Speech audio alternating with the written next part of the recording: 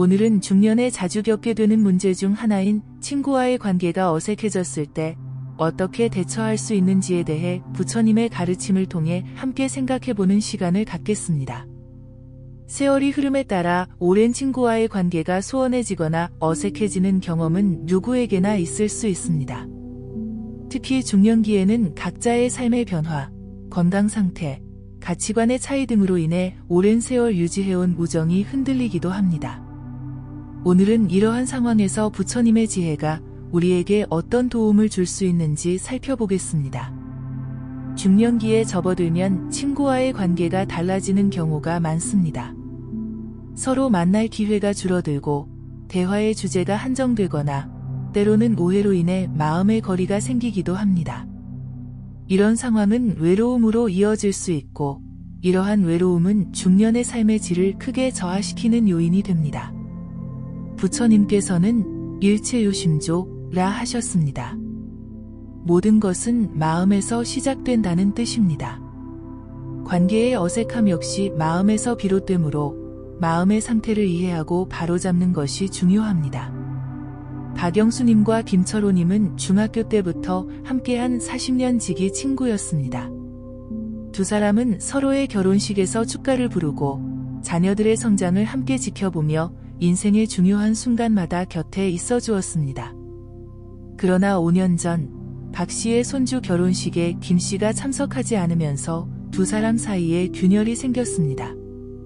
그날 내 손주 결혼식인데 오지 않았어요. 전화도 없었고 축하 메시지도 없었죠. 평생 함께했던 친구가 그렇게 무심할 수 있나 싶어 너무 서운했습니다. 박 씨는 김 씨가 의도적으로 자신을 피하는 것 같다고 느꼈고 이후로 연락을 끊었습니다. 명절에도 동창회에서도 두 사람은 서로 마주치지 않으려 했습니다. 그렇게 3년이 흘렀습니다. 어느 날 공통의 친구를 통해 박 씨는 충격적인 소식을 들었습니다. 김 씨가 그날 갑작스럽게 뇌경색으로 쓰러져 병원에 입원해 있었다는 사실을. 박 씨는 즉시 병원을 찾았고 김 씨는 눈물을 흘리며 박 씨를 맞았습니다. 내가 병원에 있어서 연락도 못하고 결혼식에 못 갔던 건데 자네가 그렇게 오해하고 있을 줄은 몰랐네. 내가 먼저 연락했어야 했는데. 두 사람은 그제서야 3년간의 오해를 풀 수 있었습니다. 박 씨는 자신의 성급한 판단과 자존심 때문에 소중한 우정을 위태롭게 했다는 사실에 깊은 반성을 했습니다. 부처님께서는 성냄은 성냄으로 그치지 않고 자비로서 그치나니 이것이 영원한 진리이다 라고 말씀하셨습니다. 오해와 서운함에 사로잡히면 관계는 더욱 악화되기만 합니다. 진정한 이해와 자비의 마음이 있을 때 비로소 관계가 회복될 수 있습니다. 서울 종로구의 한 아파트에 30년 넘게 이웃으로 살아온 이영자 씨와 최순희 씨는 매일 아침 함께 공원을 산책하고 반찬을 나눠 먹는 친한 사이였습니다.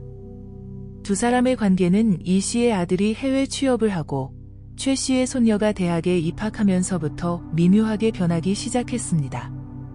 이 씨는 아들의 성공을 자랑스러워했고 자주 해외여행을 다니며 아들 집에 장기 체류하곤 했습니다. 반면 최 씨는 자신의 건강 문제와 손녀를 돌보는 일로 바빴습니다. 점차 두 사람이 만날 시간이 줄어들었고 대화의 주제도 달라졌습니다. 이 씨는 요즘 외국 다녀와서 그런지 말투도 달라지고 우리끼리 모임에도 잘 안 나와요. 예전에는 소소한 일상을 나누는 것만으로도 즐거웠는데 이제는 뭔가 어색해요. 최 씨는 마음속으로 이런 생각을 하며 점점 이 씨와 거리를 두게 되었습니다. 이 씨 역시 최 씨가 자신을 시기하는 것 같다고 느꼈습니다.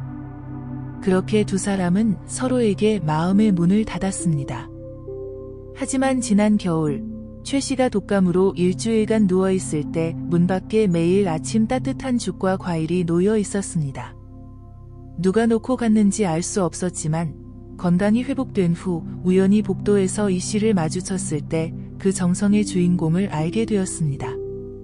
순이야, 많이 좋아졌니? 걱정했어. 우리가 요즘 자주 못 만나도 30년 지기인데 어떻게 모른 척해. 최 씨는 그 말에 울컥했습니다. 자신의 일방적인 오해와 서운함이 두 사람 사이를 멀어지게 했다는 것을 깨달았습니다. 두 사람은 그날 오랜만에 차를 마시며 서로의 근황을 나누었고 다시 매주 한 번씩 만나기로 약속했습니다. 부처님께서는 모든 존재는 변화한다. 그것이 삶의 본질이다 라고 가르치셨습니다. 사람과의 관계도 마찬가지입니다. 변화를 두려워하거나 거부하기보다는 받아들이고 그 안에서 새로운 연결의 방식을 찾는 것이 중요합니다. 부처님께서는 우리의 모든 고통이 집착에서 비롯된다고 말씀하셨습니다. 친구와의 관계에서도 마찬가지입니다. 과거의 관계 방식에 집착하거나 상대방에 대한 기대에 집착할 때 우리는 고통을 겪게 됩니다. 부처님은 중도의 가르침을 통해 양극단에 치우치지 않는 균형 잡힌 시각을 강조하셨습니다. 친구와의 관계가 어색해졌을 때 완전히 단절하거나 반대로 억지로 예전과 같은 관계를 유지하려 하기보다는 현재의 상황을 있는 그대로 받아들이고 그 안에서 가능한 연결의 방식을 찾는 것이 중요합니다. 또한 부처님께서는 자비와 연민의 중요성을 강조하셨습니다. 상대방의 입장에서 생각해보고 그 사람도 나와 같이 행복하기를 바라는 존재임을 인식할 때 우리는 더 넓은 마음으로 관계의 변화를 받아들일 수 있습니다. 부처님께서 설하신 사성제의 가르침도 우리에게 도움이 됩니다. 고통을 인식하고 그 원인을 이해하며 고통에서 벗어날 수 있다는 희망을 가지고 실천적인 방법을 찾아 나가는 것이 필요합니다. 친구와의 관계가 어색해졌을 때 우리는 먼저 그 상황이 주는 불편함과 고통을 인정해야 합니다. 그리고 그 원인이 무엇인지 오해인지, 가치관의 차이인지, 생활 방식의 변화인지 깊이 성찰해봐야 합니다. 그 다음으로 관계 회복의 가능성을 믿고 구체적인 행동으로 옮기는 것이 중요합니다. 부처님께서는 모든 중생은 불성을 지니고 있다 고 말씀하셨습니다. 이는 모든 사람 안에는 깨달음의 씨앗, 즉 선한 본성이 있다는 의미입니다. 오랜 친구와의 관계가 소원해졌더라도 그 사람 안에 있는 선한 본성을 기억하고 신뢰할 때 관계 회복의 문이 열릴 수 있습니다. 또한 부처님은 인연법에 대해 가르치셨습니다. 모든 것은 인연에 따라 생겨나고 사라집니다. 친구와의 관계도 마찬가지입니다. 때로는 인연이 약해질 수도 다시 강해질 수도 있습니다. 이러한 변화를 자연스러운 흐름으로 이해할 때 우리는 집착과 고통에서 자유로워질 수 있습니다. 부처님께서는 원한은 원한으로 풀리지 않고 자비로서 풀리나니 라고 말씀하셨습니다. 친구와의 관계에서 오해나 갈등이 생겼을 때 상대방을 탓하거나 미워하기보다는 이해와 자비의 마음으로 다가가는 것이 중요합니다. 먼저 손을 내밀고 진심 어린 대화를 시도해보세요. 중년의 우정은 특별합니다. 함께 걸어온 세월이 만들어낸 깊이와 너비가 있기 때문입니다. 때로는 그 깊이 때문에 상처도 더 클 수 있지만 회복의 기쁨 또한 더 크다는 것을 기억하시기 바랍니다.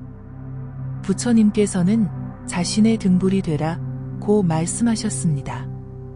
이는 외부에 의존하지 말고 스스로의 내면에서 답을 찾으라는 가르침입니다. 친구와의 관계가 어색해졌을 때 상대방이 먼저 다가오기를 기다리기보다는 스스로 변화해 시작점이 되어보는 것은 어떨까요? 우리는 살면서 수많은 인연을 맺고 살아갑니다. 그 중에서도 중년까지 함께한 친구는 특별한 의미를 지닙니다. 세월의 굴곡을 함께 견뎌온 사람들이기에 그 관계에는 깊은 이해와 포용이 있습니다. 때로는 그런 관계가 어색해지고 멀어질 수 있지만 부처님의 지혜로운 가르침을 통해 우리는 다시 그 소중한 인연을 회복할 수 있습니다. 부처님께서는 무상, 고, 무아의 세 가지 법인을 통해 세상의 본질을 가르쳐 주셨습니다. 모든 것은 변하고 집착하면 고통이 따르며 영원한 자아란 없다는 가르침입니다. 친구와의 관계도 이 세 가지 법인의 관점에서 바라볼 수 있습니다. 관계는 늘 변화합니다. 이 변화를 부정하려 하면 고통이 따릅니다. 또한 나와 친구라는 고정된 존재가 아니라 서로 영향을 주고받는 관계 속에서 끊임없이 변화하는 존재임을 인식할 때 우리는 더 큰 포용력으로 관계의 변화를 받아들일 수 있습니다. 중년의 친구 관계에서 중요한 것은 기대를 내려놓는 것입니다. 상대방이 예전과 같기를, 나에게 특별한 존재이기를 기대하면 실망이 따르기 마련입니다. 부처님께서는 집착이 있는 곳에 고통이 있다 고 말씀하셨습니다. 기대와 집착을 내려놓고 있는 그대로의 관계를 받아들일 때 마음의 평화를 찾을 수 있습니다. 친구와의 관계가 어색해졌다면 먼저 자신의 마음을 들여다보세요. 부처님께서는 원인 없는 결과는 없다 고 말씀하셨습니다. 관계의 변화에는 반드시 이유가 있습니다. 그것이 오해인지, 환경의 변화인지, 가치관의 차이인지 성찰해보는 것이 첫 걸음입니다. 그리고 용기를 내어 대화를 시도해보세요. 부처님께서는 정견, 정어, 정업을 강조하셨습니다. 상대방을 비난하거나 판단하지 않고 자신의 감정과 생각을 솔직하게 전달하되 상대방을 존중하는 말로 표현하는 것이 중요합니다. 무엇보다 중요한 것은 지금 이 순간에 집중하는 것입니다. 과거의 관계에 집착하거나 미래의 관계를 걱정하기보다는 지금 이 순간 가능한 연결의 방식을 찾아보세요. 부처님께서는 과거에 머물지 말고 미래를 꿈꾸지 말라. 오직 현재에 충실하라 고 말씀하셨습니다. 중년의 우정은 젊은 시절의 우정과는 다른 모습일 수 있습니다. 함께하는 시간이 줄어들고 대화의 주제가 달라질 수 있습니다. 하지만 그렇다고 해서 그 가치가 줄어드는 것은 아닙니다. 오히려 깊이와 지혜가 더해진 특별한 인연이라고 할 수 있습니다. 부처님께서는 자타부리를 가르치셨습니다. 나와 타인이 둘이 아니라는 뜻입니다. 우리는 서로 연결되어 있고 서로에게 영향을 미치는 존재입니다. 친구의 아픔은 나의 아픔이고 친구의 기쁨은 나의 기쁨입니다. 이러한 마음으로 다가갈 때 어색해진 관계도 다시 따뜻해질 수 있습니다. 중년의 친구 관계에서 또 하나 중요한 것은 용서입니다. 오랜 세월 함께하다 보면 크고 작은 상처가 쌓일 수 있습니다. 부처님께서는 용서하는 자에게 평화가 있다 고 말씀하셨습니다.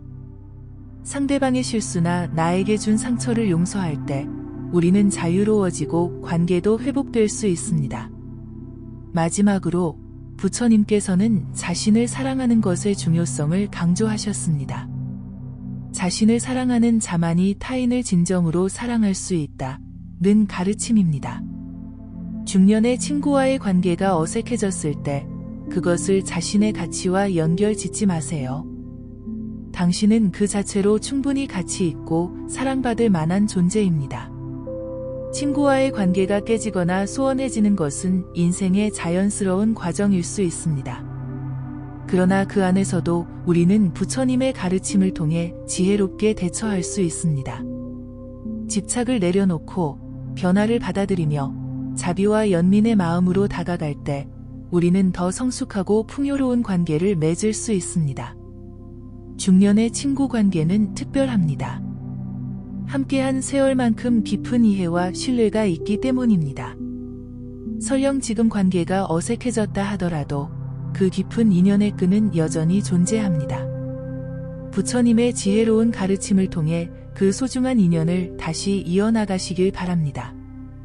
여러분의 중년이 외롭지 않고 따뜻한 우정으로 가득하길 기원합니다. 나무아미타불. 이 영상이 마음에 드셨다면 구독과 좋아요로 부처님께 공양하시고 소망하시는 일을 댓글로 남겨주세요. 좋은 글은 주변 사람들과도 함께 나누어 주세요. 다음 영상에서 더 많은 부처님의 지혜를 나누겠습니다. 감사합니다.